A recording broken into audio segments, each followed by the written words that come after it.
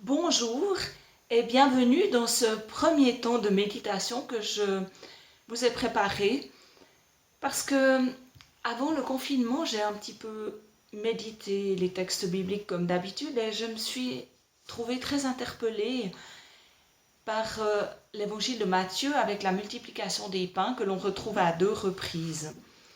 Dans cette multiplication des pains, Jésus dit aux disciples: « Donnez-leur vous-même à manger. » J'ai été interpellée, je suis tombée sur d'autres psaumes où il était question de nourriture, cette nourriture spirituelle qui nous fait vivre, cette nourriture spirituelle qui nous garde debout. Donc j'ai partagé avec les personnes qui viennent régulièrement à la prière du jeudi matin le début du psaume 108. Et aujourd'hui j'ai à cœur d'aller jusqu'au bout, de lire avec vous en plus largement, en diffusant sur cette chaîne de la paroisse de Renon, cette chaîne YouTube. J'ai envie de partager avec vous ce psaume 108. Alors je vous invite à le trouver dans votre Bible. Moi j'ai pris une version seconde qui est ma version Bible de chevet, celle que je lis le plus fréquemment. Je vous invite à prendre votre version, celle qui vous convient. Ce sera un tout petit peu différent, mais vous verrez que le cœur, on va le retrouver. Alors le psaume 108, à peu près au milieu de votre Bible, je vous invite à le trouver.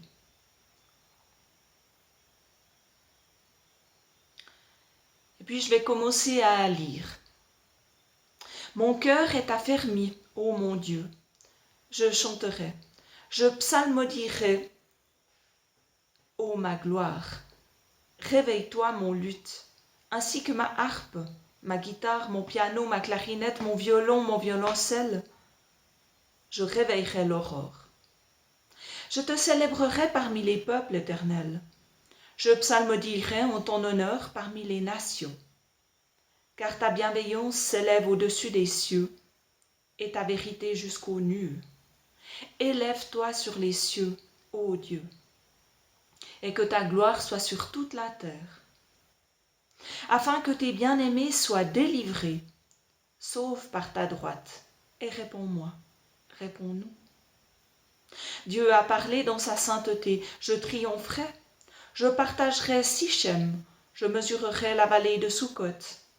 À moi Galade, à moi Manassé, Éphraïm est le rempart de ma tête, et Juda mon sceptre. Moab est le bassin où je me lave, sur Édom je jette ma chaussure. Je pousse une clameur contre le pays des Philistins. Qui me mènera dans la ville forte? Qui me conduit en Édom? N'est-ce pas toi, ô Dieu, qui nous avais repoussés et qui ne sortait plus, ô Dieu, avec nos armées? Donne-nous du secours contre l'adversaire. Le salut de l'homme n'est que vanité. Avec Dieu, nous agirons vaillamment. C'est lui qui écrasera nos adversaires.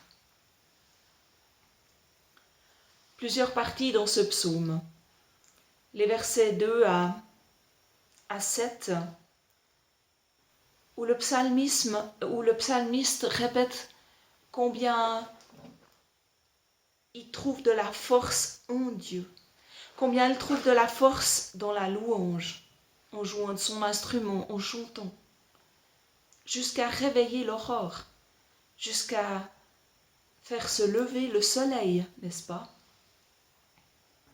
Et il redit, je te célébrerai, donc je ne vais pas le faire seulement aujourd'hui, je vais continuer.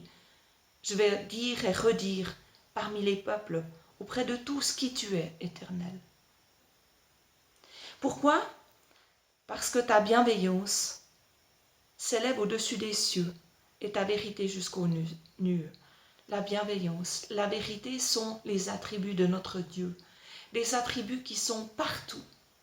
À nous de les rechercher, à nous de les faire vivre, de les transmettre. Et puis il y a ce cri vers Dieu, mais élève-toi sur les cieux, que ta gloire soit sur toute la terre. Et c'est bien ce qu'on a envie de lui dire. Seigneur, reviens nous visiter, aide-nous, combat avec nous, pour que tes bien-aimés soient délivrés, sauf par ta droite. Vous savez, la droite de Dieu, c'est sa souveraineté, c'est sa force. Et réponds-moi. Mais Dieu veut sauver non seulement les croyants, non seulement ses bien-aimés, Dieu veut sauver toute la terre et nous avons une responsabilité de transmission. Et puis le psalmiste poursuit les versets 8 à 10. Dieu a parlé, dit-il. Et Dieu, quand il parle, il dit « je triomphe ». Il dit « je triompherai », c'est du futur. Et pourtant, ce futur, vous l'avez déjà rencontré dans votre vie, mais il peut faire plus encore. Il dit que tout lui appartient, le monde entier lui appartient, qu'il est là, présent partout dans ce monde. Et c'est là qu'on a toutes ces énumérations de lieux. Et puis aussi, on voit qu'il est là pour combattre, pour pousser une clameur contre les ennemis d'Israël, contre nos ennemis. Et alors là, le psalmiste revient à lui-même. Et il réalise que pour rentrer dans la ville fortifiée, au verset 11, c'est Dieu encore qui sera là.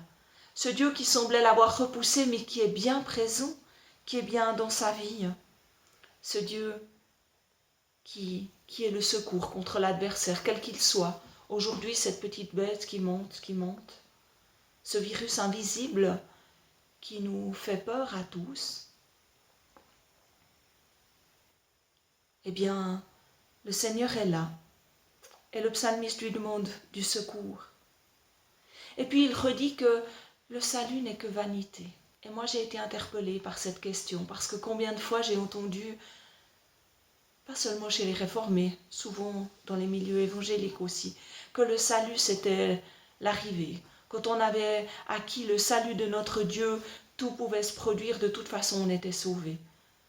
Moi je crois que le salut de Dieu c'est le début, Et c'est pour ça que j'ai commencé une série de cultes sur Jésus est Seigneur, Seigneur de ma vie, Seigneur de la vie, Seigneur de ce monde.